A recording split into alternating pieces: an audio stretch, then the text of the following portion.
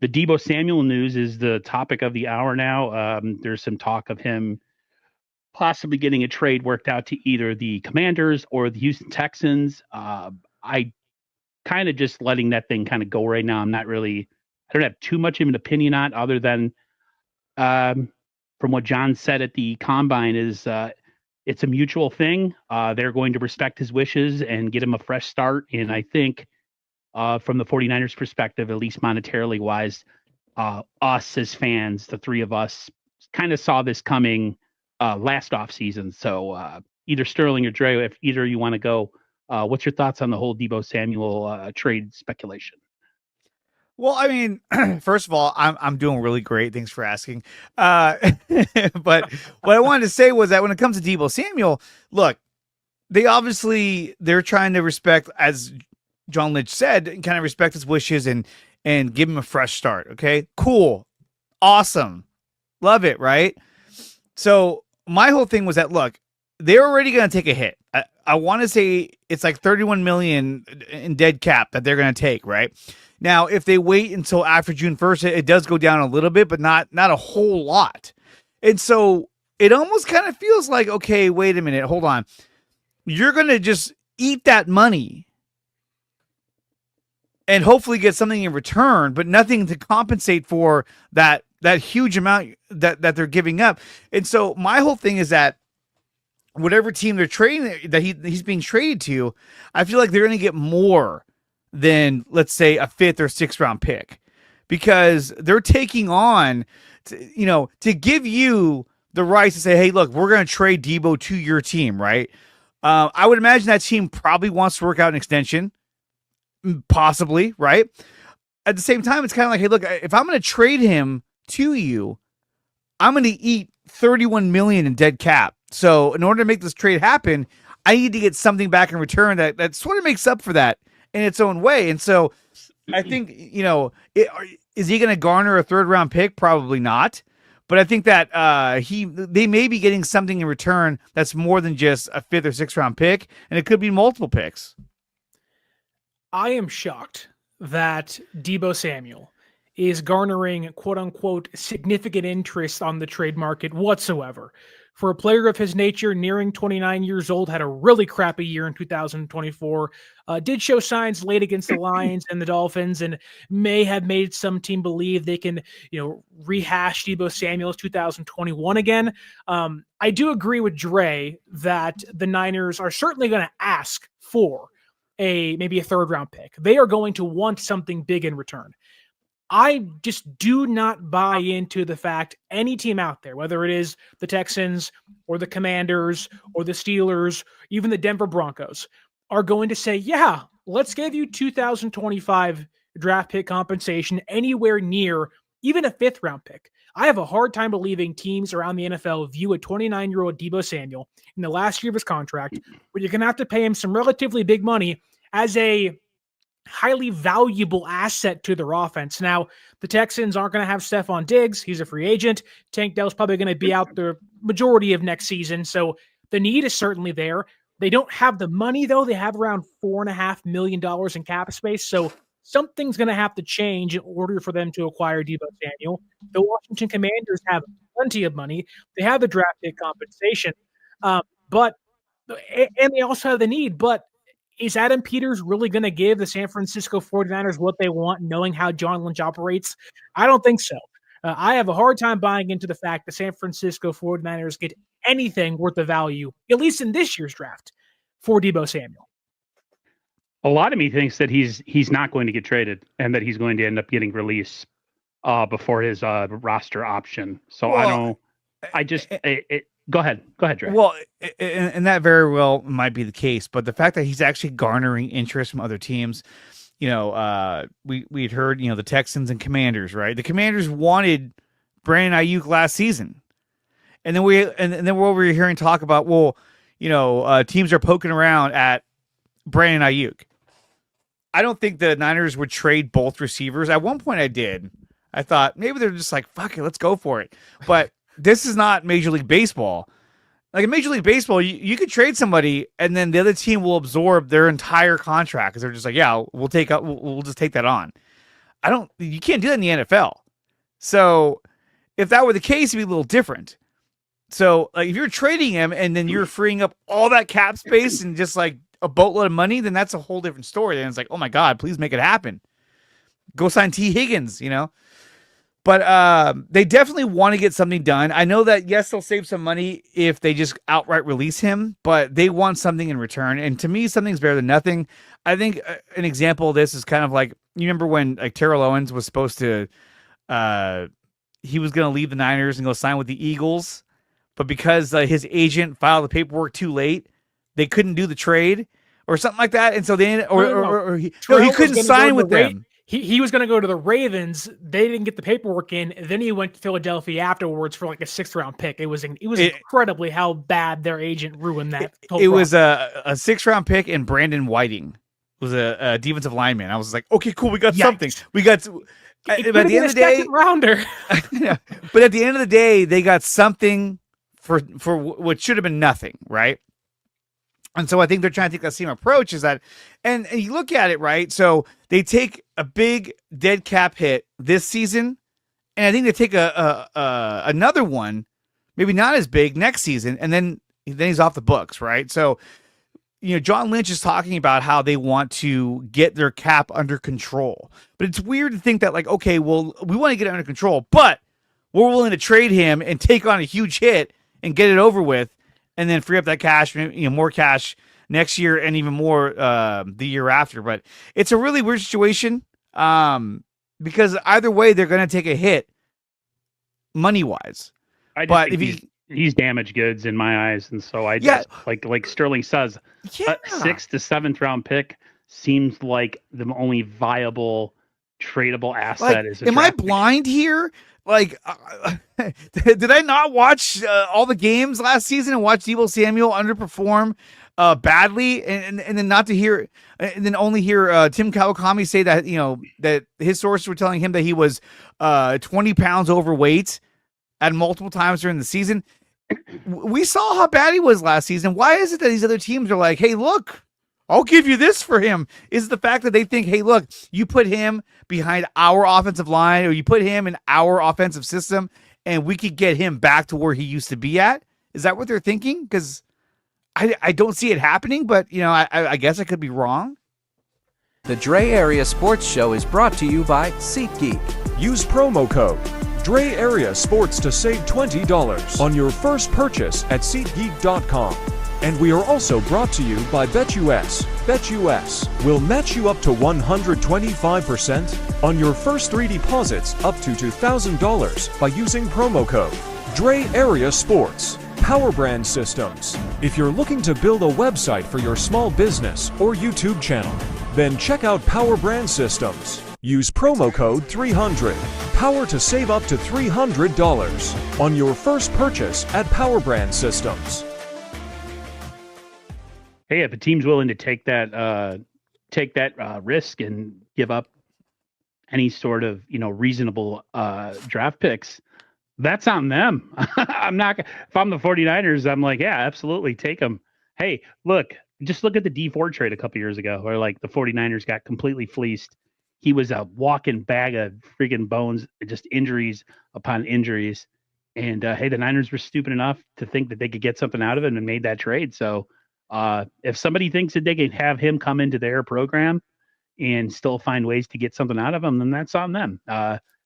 You have to be realistic of what you're getting. And he's not a wide receiver. He's a jacked up Percy Harvin on the wrong, almost 30 years old. So hey, if someone's willing to make that trade and take on that money, or not take on that money, but take on that responsibility of trying to figure out a way to incorporate him into their offense or whatever, so be it. I just personally think, I don't know. I think releasing him might end up being the most viable option. But hey, if someone's willing to make the trade and be stupid, then go for it. Yeah, because there's no way that they're going to trade him for Jonathan Allen. I've heard that too. Like, oh, maybe they'll package him with another pick and get Jonathan Allen. Jonathan Allen's base salary for next season is like just over $15 million. If you brought guarantees though, They could extend him and reduce that cap hit entirely almost. Well, they can, but and that's the thing is that do they want? Is that something that they want? It's far-fetched. It's a lot of work involved. Okay, so let's bring him in here. Then we have to restructure and do all this stuff. That's why I was asking Sterling earlier, like, hey, is it even possible for them to restructure Deebo's contract and kind of do like a sign and trade? I know they do in the NBA all the time. A sign and trade where, because the team's going to want him. I mean, yes, he'd be cheap this season for the other team, but now you got to worry about trying to re-sign this guy. If there's a team out there that feels like, hey, this is a guy that we feel has more years left in him, maybe they want to get an extension done with him before they get the trade. I mean, it's wishful thinking, really, but I mean, anything's possible, I guess. I would not focus too much on the cap ramifications for San Francisco. I think a lot of the reason they don't want Deebo on the roster, yes, downward play last year, didn't play great. I also think that a lot of this is coming from up above John Lynch of like, look, we don't mind keeping Deebo if he's motivated and he's locked in. Obviously, neither one of those things are happening. He wants out. I think Jed York is like, I don't want to pay a guy $15 million this year if I don't have to due to that roster bonus. I think a lot of this is not really cap. It's a lot of guarantees and bonuses that they don't want to have on the books. I think if I'm correct here, and I might be wrong, so forgive me, I think if San Francisco trades or releases Deebo Samuel pre-March 22nd, when his bonus is due, I think that cap hits that dead money hits the books this year and doesn't go to next year. So I think the idea is they already have some kind of cap limitations next year. They want to carry over as much as they can from this year 2000 to 2026. So they're trying to save money where they can, and they think Deebo Samuel, getting him off the team now for a variety of reasons, is beneficial, team-wise, attitude-wise, and also just financially. It makes the most sense. And I think any team getting him, when they look at acquiring Deebo Samuel, I don't think other teams view the money as that big of a deal either. I think they see it as, we're going to have to likely extend this guy. But I will say this. There is a very real possibility. The reason why you hear teams like the Commanders and the Texans, and to a lesser extent, the Broncos and the Steelers, is because the Niners gave Deebo Samuel the option to find trade partners. Well, he found two of them, the Texans and the Commanders. This was his doing. These are two teams he found that want to trade for him. I think that's a really good sign for people like myself who don't think or didn't think a trade was possible. I think even more so than ever now, a trade is likely on the table. It just depends on what that draft pick compensation looks like for San Francisco, because they can still say no if the Commanders give him a 7th round pick. But I am of the boat now where it's like, hey, Deebo found himself and honestly helped San Francisco in the process finding a trade partner with the Commanders and the Texans. I guess it comes down to, what do you guys think is the deadline for this move? Are we going for pre-free agency, or do they lock into some parameters with somebody right now and then just announce it in 2 weeks? Like, how bad do the Niners want him off the team? Well, did you see the Matthew Berry report earlier today? Or I did not. Kind of a report. Okay, so Matthew Berry works for NBC Sports now, is like their fantasy football guru they have there. Used to work for ESPN. He reported or said on Twitter today that he was building his like late night rumor column you heard at the Combine. And he was saying it may be dated by next week, but Deebo Samuel's probably going to get traded. And the Commanders are one of the main teams. So when you're looking at a timeline, it seems to be that the Niners and whoever else they trade with, Commanders, Texans, Broncos, and Steelers, that San Francisco is motivating and pushing this thing to get done as early as next week to avoid the entirety of free agency, get it way ahead of the bonus hits, and almost, not to say, get rid of that pesky gnat out of the room really fast, but I think it helps them get rid of the baggage, if you will, and just focus on their own guys who want to be there in 2025. Yeah, because he doesn't want to be there. I mean, the fact of the matter is he doesn't want to be on this team anymore. So they're highly motivated to get him off of this team and then focus on the players that want to be there. And if he gives them an advantage in terms of something in return, may it be a draft pick, then that's a bonus. Otherwise, you're just going to lose him. So it's kind of like, we could look at the cap space all we want and debate on, what's better or what's worse. but it feels like they're looking at it like, hey, if we get something for him, that's a bonus than him just getting cut and leaving. Now, what do you guys think of this whatever comment trade they make, Kawachito? Go ahead. So I wanted to take a look at this comment from Kawachito. He said they have cap space this year and they don't want to pay this option bonus. If you can get a fifth, just take the hit up front and backload Purdy's deal. I mean, they got more cap this year, so I would assume that they would want to make that move and eat it if they could this year. What do you make of that? That they, quarterback deals, especially big quarterback deals, always seem to be real light in the first couple of years, anyways, right? And then the end years are where it really starts to pick up steam. So that sounds like if they could get a fifth rounder for him, if they can move him for a fifth rounder, I would do it because I mean, hey, the Niners have made their bed with their players in the fifth round with some players, fifth, sixth, even seventh. So I'm down for it. It's just a matter of the 49ers are willing to make that move. Do you guys think that, while I would agree with Kawachito, yes, backloading Purdy's deal will definitely make your life easier. You can pay George Kittle, you can pay Fred Warner. If you want to bring back Dre Greenlaw, you can. The next couple years, maybe you can go sign somebody else because this team doesn't have much cap space the next few years after 2025. So I think it's important that, yes, anything you get for Deebo Samuel in regards to a trade is a plus. I don't care if it's a 7th round pick, but I'm not sure if you guys saw today, and I want to pass this by you.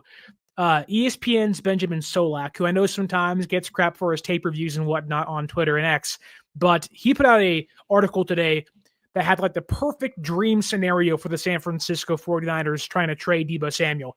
And he said that the San Francisco 49ers probably won't get much for the 2025 draft class if they were to get picks back this year. But he said, if the San Francisco 49ers were willing to look ahead in 2026 and 2027, maybe there's more room to maybe garner a 4th or a 5th round pick for Deebo rather than, say, a 7th rounder or a 6th rounder this year.